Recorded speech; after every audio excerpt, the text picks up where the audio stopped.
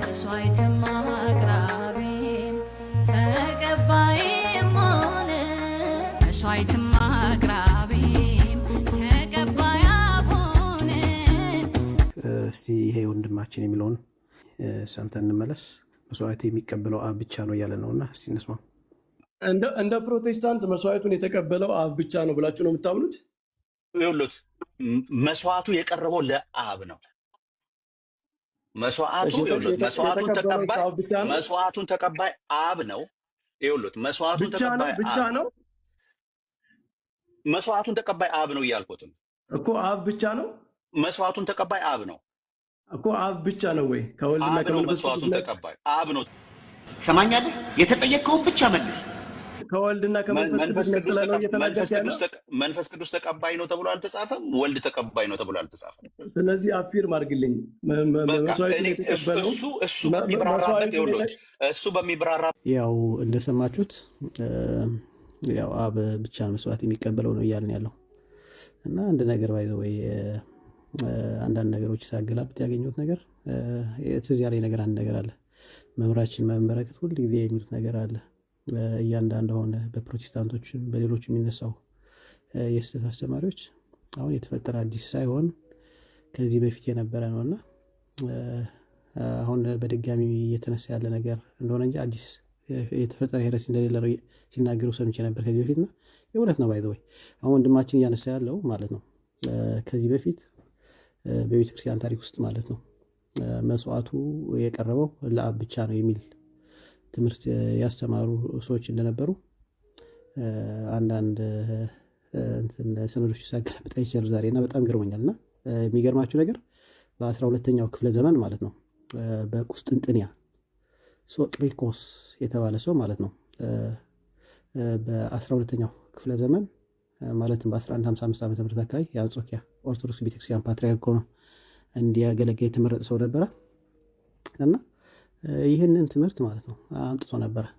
ይህን ትምህርት ያስተምር ነበረና ይህንንም ተከትሎ ማለት ነው በ1156-57 ዓመተ ምህረት ማለት ነው በ1156-57 ዓመተ ምህረት በጊዜው የነበረችው የኢስተርን ኦርቶዶክስ አባቶች አንድ ጉባኤ ጠርተው ነበር። ይህም ጉባኤ ምንድነው የሚባለው? የቁስጥንጥንያ ጉባኤ 1156-57 ዓመተ ምህረት ወይም በታሪክ የብላክ ሄርን ጉባኤ ይሉታል የሚጠራ ጉባኤ ነውና በዚህ ጉባኤ ላይ ያሳተፉ እንዳልኳችሁ የኢስተርን ኦርቶዶክስ አባቶች ናቸው።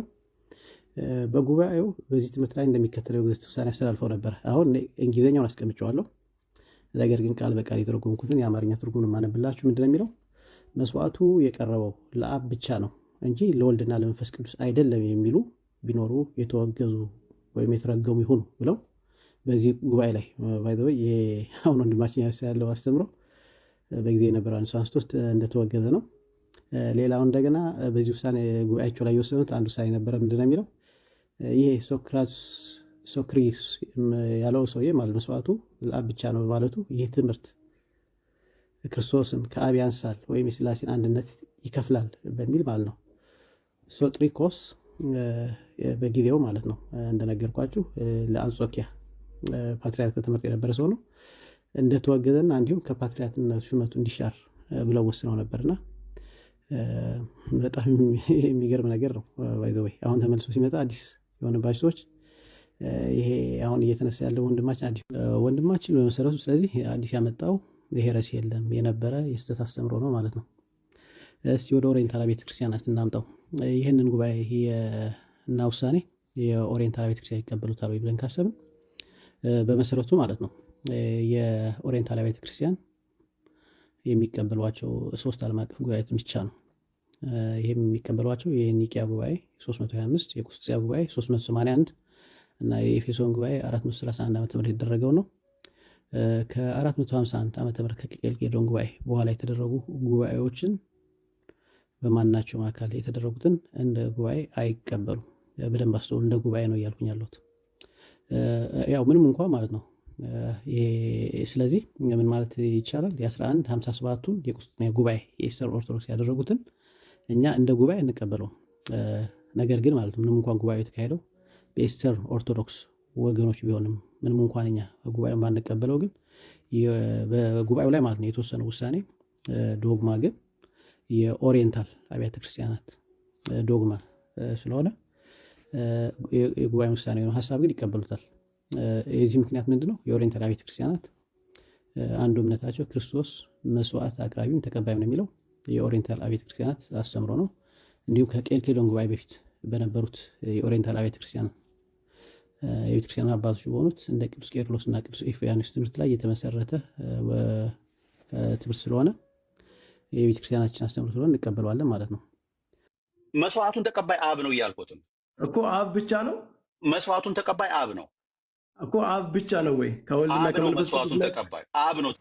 ሰማኛለህ? የተጠየቀውን ብቻ መልስ። እንካንተ 50 ብር ያዙ ዘረልኝ። ምን አጨጭቅ አልፈልግም እኔ እሱ እንትን ብሎ ነው። እኔ ምንም የማውቀው ነገር የለም። እሱ አመጣውጣታ እሱ አመጣውጣታ እሱ እንትን ብሎ እኔ የማውቀው ነገር የለም። እሱ ነው እንትን ውስጥ የገባኝ እሳት ውስጥ የገባኝ የማውቀው ነገር የለም። 50 ብር ዘጋት ለሌሎች ሰዎች መዳን በራሱ እንቅፋት ሆነናል። እውነት ወይኔ ይላል። ከዛ ወጥቼ እንደዛውኛ ወጥቼ ምክራይን አይቼ አንዳንዴ እንዲቀጥል እንደምል ይሄን እንዳቀርጸው ታወጣዋለህ። ይሄን ካስፈለገ ሚዲያ ላይ አይወጣ የራሳችን ገበና ስለሆነ ብዬ ብዙ ነው ገበናችንን ሚዲያ ላይ በማውጣት አላማው ሲጀመር እናንተ ራሱ ይሉኛል አንዳንድ ኦርቶዶክሶች ወንጌል ስነግራቸው አንጀቴ ይረል ይላል። በቃ ለሌሎች ሰዎች መዳን በራሱ እንቅፋት ሆነናል። እውነት ሊቀ ካህናት ኢየሱስ ሊቀ ካህናት የአዲስ ኪዳን በግ ንጹሕ መስዋዕትም አቅራቢም ተቀባይም ሆነ በደሙ ቤዛነት ፍጥረት ሁሉ ዳነ። መስዋዕትም አቅራቢም ተቀባይ